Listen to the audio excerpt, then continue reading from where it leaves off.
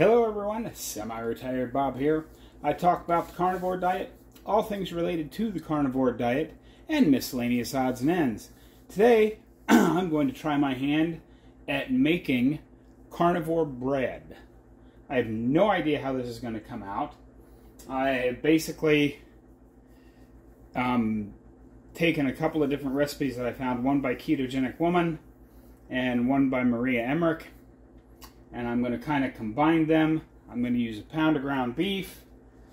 I'm going to use about a third of a cup of pork panko, which is just ground up pork rinds. I'm going to use a little bit of just a teaspoon of baking soda and 5 eggs and about 2 ounces of cream cheese. I'm going to throw it all in the Ninja, spin it up and put it in a bread pan and see how it comes out. As soon as I'm done browning the ground beef, I will get back to you and show you how I'm going to put all this together. I thought what I would do is put most of the batter into the bread pan, and then because I bought this Dash Mini last year and discovered that I don't really like traditional chaffle recipes at all, just the cheese and the egg. I am going to try a little bit of this batter in the Dash Mini, see how it comes out. And of course this recipe only calls for 5 eggs, but I like to keep them in 6s in my fridge. So after I'm done browning the ground beef, I'm just going to fry myself 1 egg to just eat that while I'm waiting on all this other stuff to cook. So I will get back with you here in just a little bit. Now that my ground beef's almost done, I'm going to go ahead and get the eggs broken up here.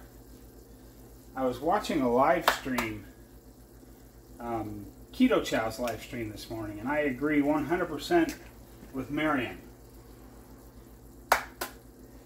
Oops, that was a little bit aggressive. Let me get a paper towel and clean that up before it makes a mess all over everything, even though it already is.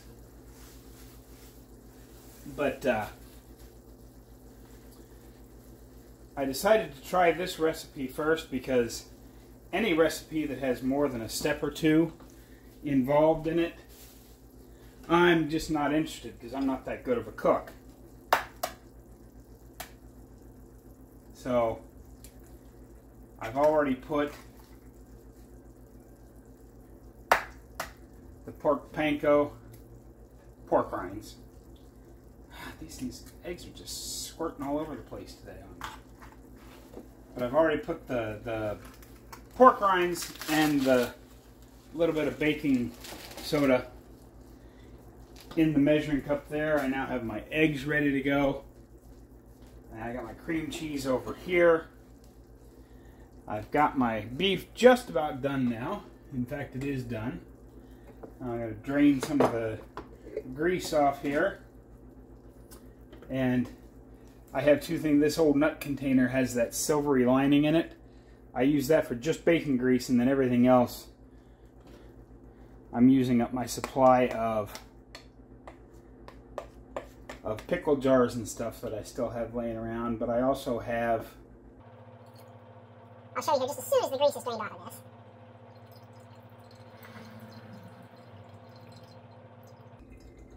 Okay, there's still a little bit of grease in there, but that hopefully will be okay. I've got the oven preheating to 380. Yeah, so let's just start throwing ingredients in here. But I use the jars. Oh, that's what I was going to show you. I found these bags. They're supposed to have a little holder thing that you put them in. But these bags by themselves were really cheap. I think it was like 18 bucks for 100 of them. But basically what they are is a bag with a foil liner on the inside.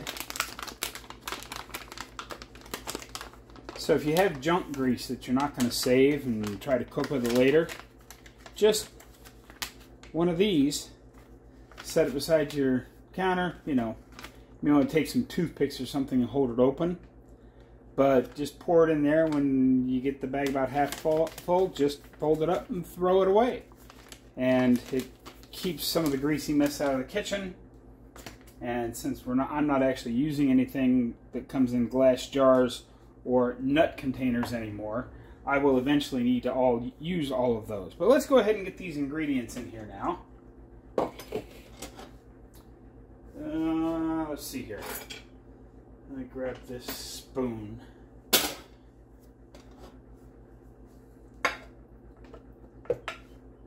Yep, you guys can see. This is just a pound of brown ground beef. I used 80-20 for this. I usually keep 73-27 in the house. I bought 80-20 for this just so there'd be a little less grease. We'll see how this does. And I did not use the cast iron because I knew I wanted to pick it up and dump it in here as opposed to anything else. Then we just put the 5 eggs in there.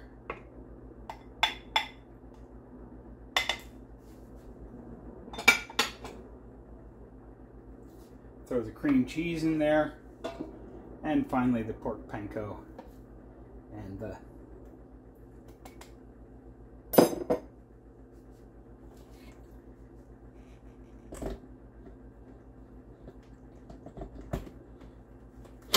that locks into place. One little piece of ground beef got away. And then hopefully you guys can see this.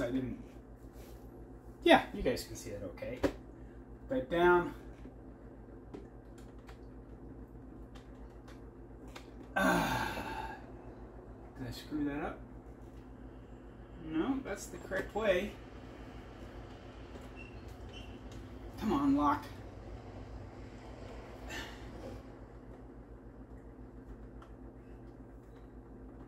Okay, I think that locked. Give it a quick test shot here on low. Oh, power on.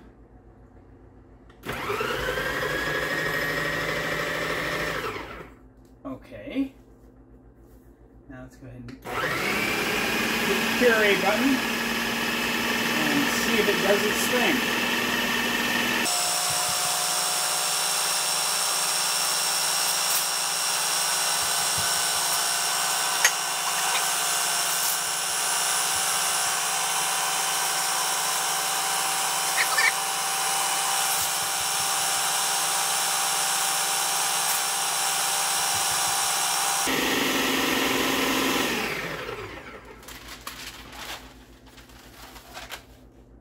I can't tell if that's good or not.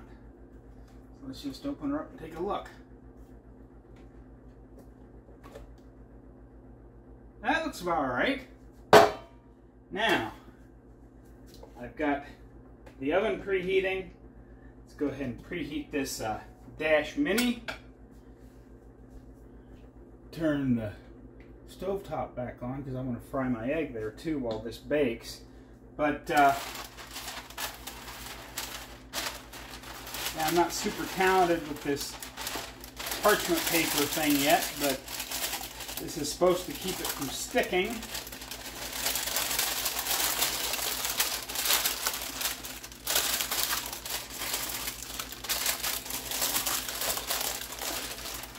Oh, come on. If anybody has a secret to making the parchment paper stay down in, I'm happy to hear it. But let's just go ahead and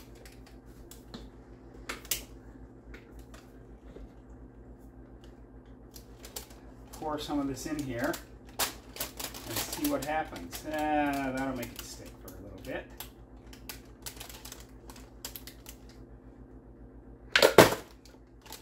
Nice. Good job, Bob.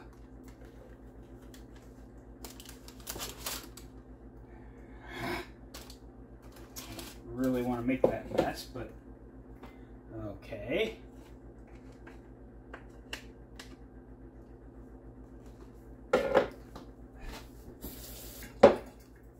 think I should have maybe let it puree a little bit longer, because in rinsing that thing off in the sink, there's still some tiny chunks of beef showing, but we shall see. I'm going to get most of this in here, and I think just a little bit of scraping out of this will be enough to put on that chaffle maker just to taste while this bakes. So there it is, all ready to go into the oven. I've got it on 380, and I'm going to bake it for between 25 minutes and a half an hour. And after the chaffle's done, well, the little mini waffle thing, I'll get back with you and show you how that came out. Okay, I've got the little bit of chaffle that I made. I'm going to just taste that and then eat it with the one egg that I fried up.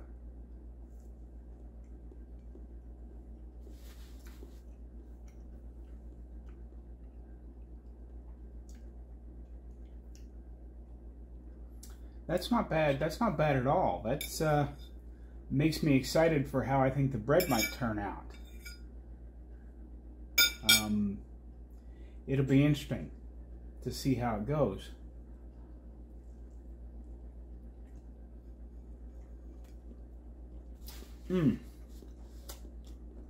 That's actually pretty good. I have not, the recipe itself calls for salt, but I salted the ground beef while I was browning it up in the pan, and I'm thinking that will be about the right amount. But we'll see how the bread turns out. So far, this is a chaffle recipe, is pretty doggone good. Now there is, you know, a couple of carbs in the 2 ounces of cream cheese that I used, but a couple of carbs over top of, you know, a pound of ground beef, 5 eggs plus this one, 6 eggs. That's about what I normally eat in a day, and then you add that little bit more than 1/3 of a cup of pork rinds into the mix. That's about what I normally eat in a day, so this should turn out pretty good. And if hopefully I'll be able to slice the bread after it cools and stick it in the toaster and put some butter on it. That'll even up the fat some more. So we'll see how it goes. I'll be back with you when the bread comes out of the oven. Okay, my buzzer just went off for a half hour. So I'm going to pull this out. Hopefully you can see that. It's browned up very nicely. Got a little crust on the top. I don't have toothpicks, so I'm going to do this the toothpick test Bob style with just a knife. Put it down into the middle. You can see it came out absolutely clean. So this is done. I'm going to set this over on the, whoops, I need 2 of those to pull that all the way out. I'm going to set this over here on my cutting board, let it cool for about 20 minutes before I try to take it out of the pan, and then let it cool all the way down, cut the end off, taste that, and then get the rest of it going and try to, oh, let me get this. Come here, you. I need a better setup for this. But there we go. But you can see it looks fairly good. But I'm going to give it let it cool, give it a taste test just by itself the way it is, and then hopefully slice it up, toast it, put some butter on it. We'll see how it goes. I'll be back with you after this is done cooling. Okay, as you can see, I've got it out. I've got it turned over. It's nice and soft in the middle. It's still a little bit warm. It's a little bit on the damp side, on the underneath side. I think I probably should have drained the grease off the ground beef better. But let's see how this by itself before I try to toast it or anything.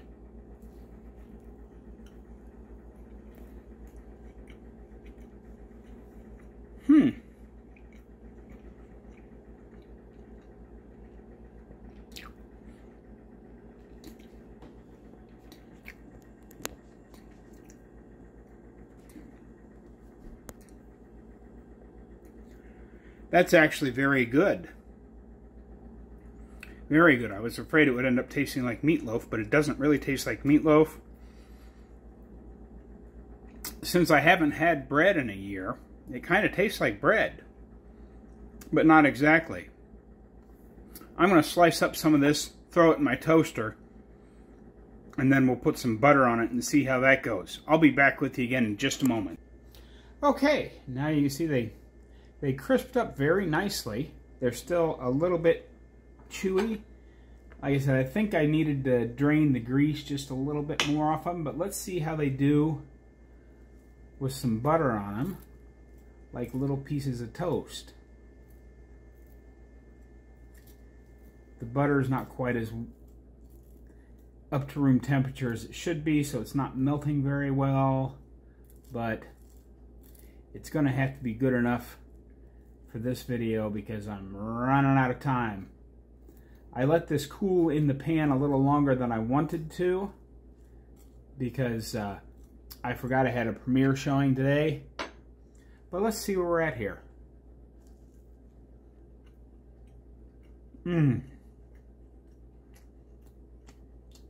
Wow, that's really good.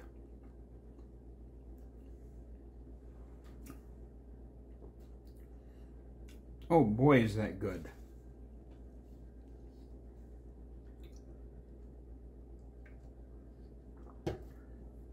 So my final thoughts. Would I make this every day? No. As a change of pace? Absolutely. Because, I mean, to be honest, I would like a pound and some change of ground beef just browned up in a bowl with 5 or 6 eggs on the side. A little bit better than this because I love beef and eggs, but as a change of pace, this is really good. You can see it's still kind of soft in the middle, crunchy on the outsides. As somebody that has not had bread in more than a year, this is amazingly good. And I'm going to use the rest of this stick of butter on all these, and this is what I'm going to have for my food today. I think if we made a double batch so that they came out this big, the size of these two together, we could then cut them thinner and use them as like hamburger bread or maybe even a hot dog bun or something. I think there's a lot of ways to experiment with this recipe. I encourage you to leave comments down below on how, if you're going to try this, if you're going to make some alterations to it, see what you think. But yeah, I'm going to do some more stuff with this, definitely. I hope you enjoyed this quick little cooking video. Don't forget, get out there, be 1% better. Today, tomorrow, every day. Have a great day, folks. I will see you in the next one.